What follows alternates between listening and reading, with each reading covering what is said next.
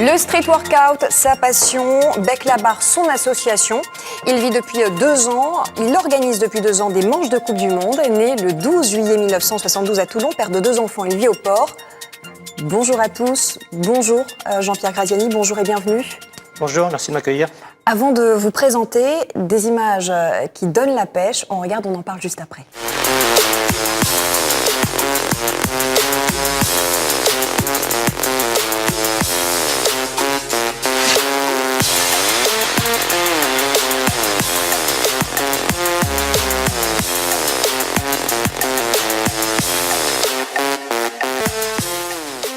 Le street workout, c'est un sport ou c'est bien plus que ça pour vous? Plus qu'un sport, c'est un mode de vie même. C'est un sport qui permet, selon vous, de se réaliser? Tout à fait. Dépassement de soi, et surtout inculquer aux jeunes la notion de progrès. Et c'est ce que vous constatez quotidiennement auprès des jeunes que vous entraînez? Oui, depuis l'association va bientôt avoir 4 ans.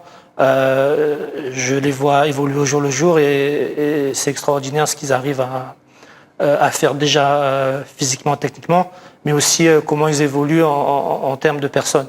Une personne qui constate qu'elle progresse, que ce soit physiquement ou techniquement, elle n'est pas dans le même état d'esprit que quelqu'un qui stagne ou qui régresse. Donc c'est une personne qui prend confiance en elle. Exactement.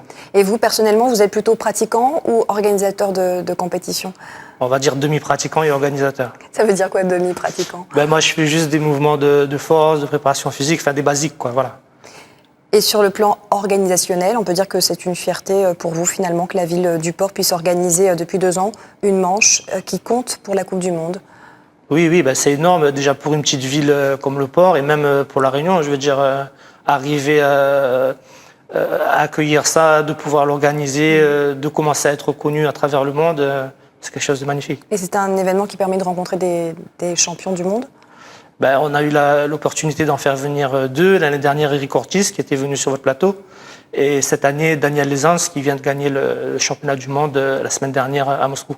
Et quel est le niveau des pratiquants réunionnais? Le niveau des pratiquants réunionnais, il est excellent, même si on a 2-3 ans de retard par rapport, on va dire, aux Européens. Mais on est en train de rattraper à toute vitesse. Clairement, votre objectif à la fin de l'année, c'est la Guadeloupe? À la fin de l'année, oui. On a 4 athlètes réunionnais qui sont qualifiés pour la Guadeloupe, 3 qui sont qualifiés lors de l'étape qu'on a organisée au mois de juillet au Port, et 1 qui s'est qualifié directement depuis l'étape de Johannesburg en Afrique du Sud. Donc on va essayer de faire des bons résultats. Donc la Guadeloupe après Pékin et avec plus de Réunionnais qualifiés. Oui.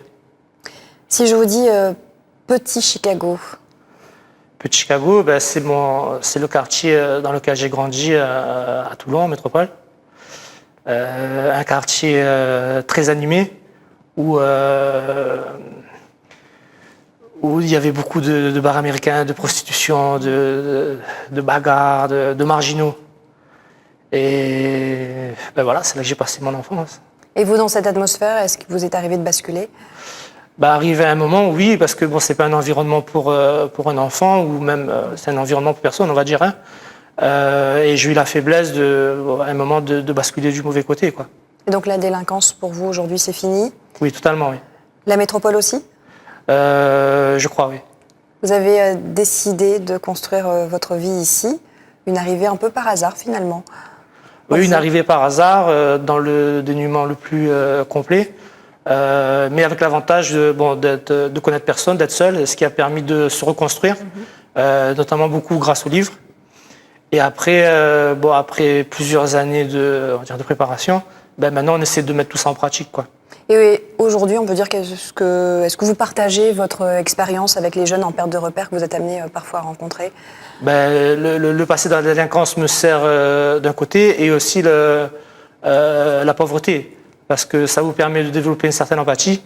Quand un maman vient vous dit, par exemple, j'ai faim, vous savez que c'est pas demain, c'est pas la semaine prochaine, c'est pas le mois d'après. Donc, qu'est-ce que vous faites? Vous le prenez, vous allez au supermarché du coin et vous essayez de parler à l'urgence. Voilà. Donc aujourd'hui, vous jouez un rôle de médiateur, clairement.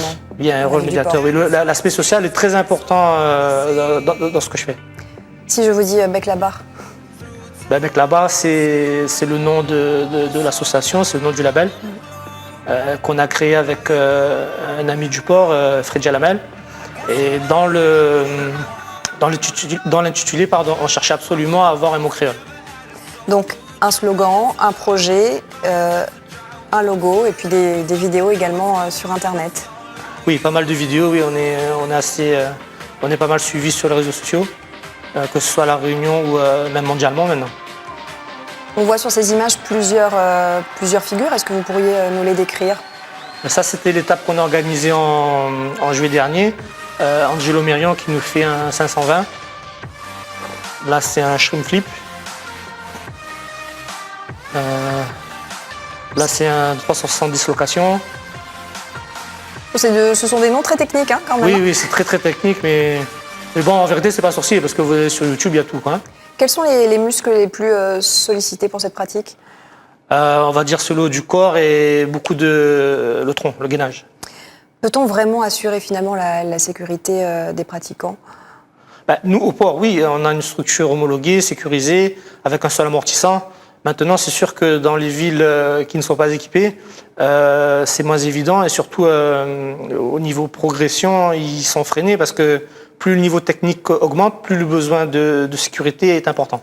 Un homme qui se suspend au filet de la route du littoral, est-ce que vous validez? Pas particulièrement. Maintenant, ceux qui ont fait ça, ce sont des gens vraiment confirmés. Mais non, c'est pas, on ne conseille pas de le faire. Et d'ailleurs, dans l'association, personne ne fait ça. Faire le drapeau, c'est le nom de cette figure. Oui. Beaucoup moins physique, pour conclure, votre projet d'écriture, c'est un recueil que vous souhaiteriez proposer? Oui, il va sortir d'ici dans 2-3 mois. Donc c'est un recueil que j'ai fait de l'ensemble. Chaque fois que je lisais un livre, je voyais des passages qui me plaisaient ou des citations que je notais dans des cahiers et que j'ai regroupé dans un livre qui va faire, il y aura 3000 citations, 2000 auteurs différents à peu près. Pour conclure, on peut vous souhaiter bon courage, bonne chance pour la Guadeloupe? Pour la Guadeloupe et surtout, la Fédération mondiale nous a proposé pour 2018 la possibilité d'organiser carrément la Coupe du Monde à La Réunion. Donc là, c'est quand même un gros projet que la ville du port ne pourra pas supporter toute seule, d'après moi.